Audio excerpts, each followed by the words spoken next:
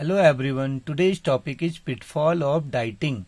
For board exam purpose, this is very important topic. Mostly asked in the exam. Pitfall of dieting means dieting के नुकसान या dieting से खतरे.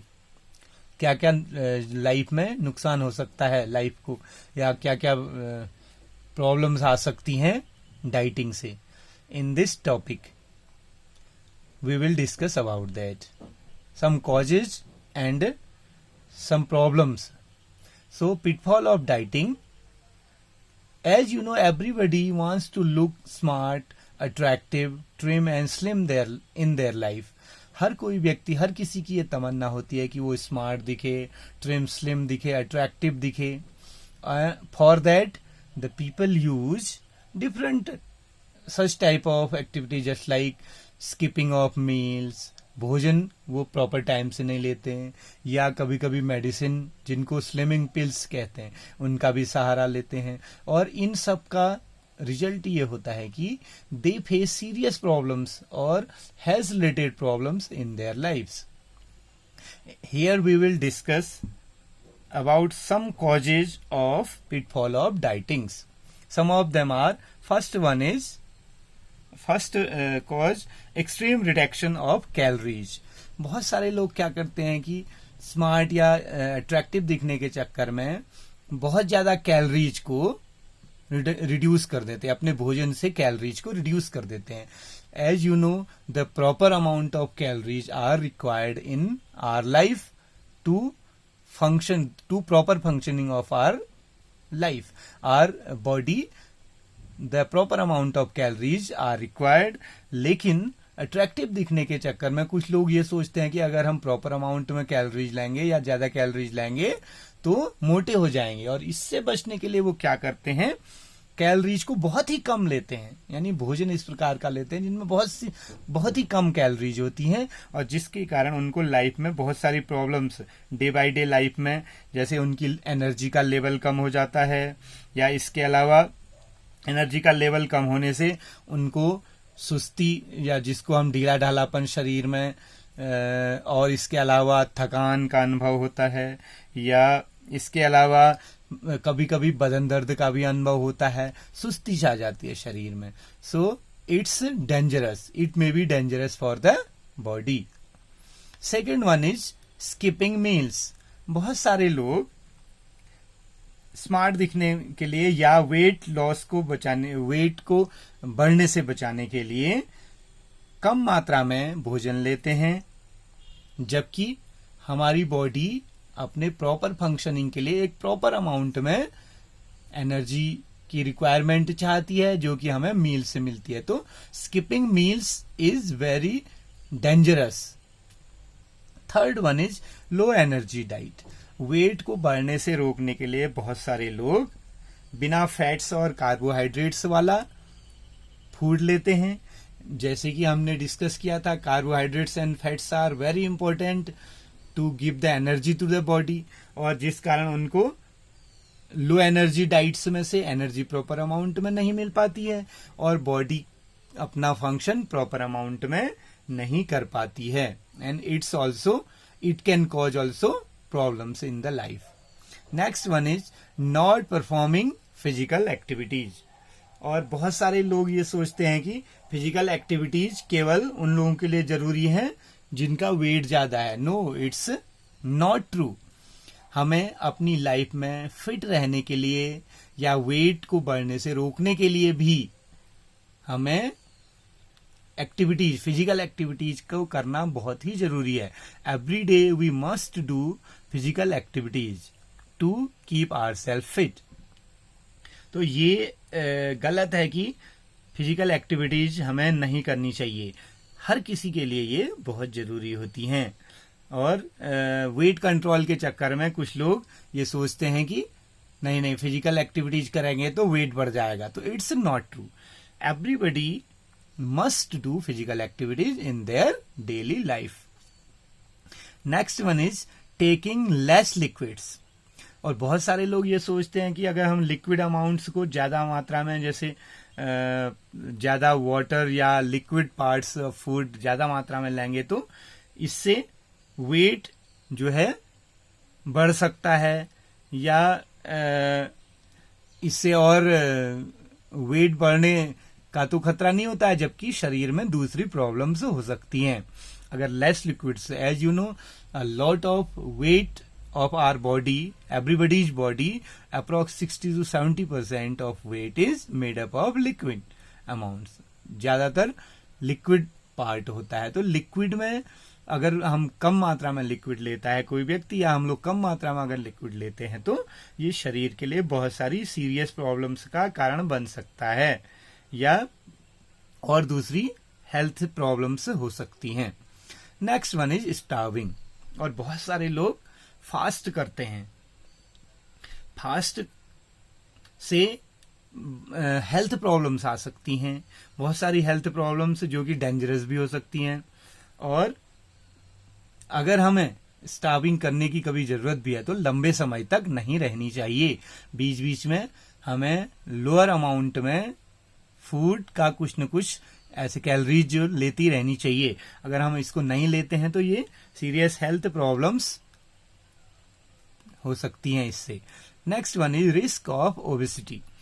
मोटापे का रिस्क होता है. बहुत सारे लोग ये सोचते हैं कि, या बहुत लोगों का ये मानना है कि अगर वो अच्छी डाइट लेंगे या गुड अमाउंट में फूड आइटम्स को लेंगे तो इससे उनका वेट बढ़ सकता है और वो मोटे हो सकते हैं. बट ऐसा कुछ नहीं है. Our body need a proper amount of calories per day, और उतनी हमें लेनी ही चाहिए, नहीं तो हेल्थ प्रॉब्लम्स का कारण बन सकता है. Next one is stress.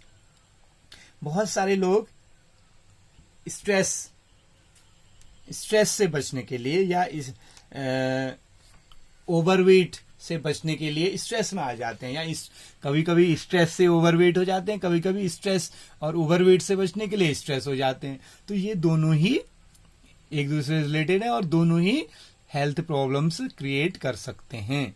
Next one is slim look. Slim look के चक्कर में बहुत सारे लोग अपनी डाइट्स को प्रॉपर अमाउंट में नहीं लेते हैं, जिसके कारण उनको हेल्थ प्रॉब्लम्स आ जाती हैं. तो हमें जितना हमारी बॉडी की रिक्वायरमेंट है, एक हमारा BMI दिखाता है कि अगर वेट इतना हाइट जितनी है तो उसके अकॉर्डिंग वेट कितना होना चाहिए. तो इसके अकॉर्डिंग हमें अपनी मील्स का भी ध्यान रखना चाहिए, न कि स्लिम दिखने के चक्कर में हम डाइटिंग करें और डाइटिंग से हमें बहुत सारे डाइटिंग के पिटफॉल्स और खतरे हमारे शरीर में हो जाएं और जिससे बहुत सारी बीमारियां जन्म लें. So slim look is good but in a proper amount. Next one is slimming pills. Slimming pills, बहुत सारे लोग मोटे होने से बचने के लिए या वेट को कम करने के लिए स्लिमिंग पिल्स का सहारा लेते हैं. ये कहीं पर भी वेट लॉस का कारण नहीं बनती हैं, जबकि बहुत सारी हेल्थ प्रॉब्लम्स के लिए रिस्पॉन्सिबल हो सकती हैं. तो इनको अगर, वैसे तो ये कहा जाता है कि इनका कभी यूज नहीं करना चाहिए, माना अगर ऐसे कुछ जरूरत हो तो डॉक्टर की सलाह पर ही इनका यूज करना चाहिए, otherwise it may be fatal for the health. And next topic is food intolerance. Food intolerance का मतलब है कि जब कोई किसी पर्टिकुलर व्यक्ति के लिए कोई पर्टिकुलर फूड प्रॉपर अमाउंट में डाइजेस्ट नहीं होता है, कोई भी फूड जो कि ज्यादा मात्रा में ले लिया या वो डाइजेस्ट नहीं हो रहा है प्रॉपर अमाउंट में, या कोई एक ऐसा फूड जो बॉडी उसको एब्जॉर्ब नहीं कर पाती है, तो इसके कारण जो प्रॉब्लम होती है वो फूड इंटॉलरेंस कहलाती है. Food intolerance when a person has difficulty in digesting a particular food, that is called food intolerance.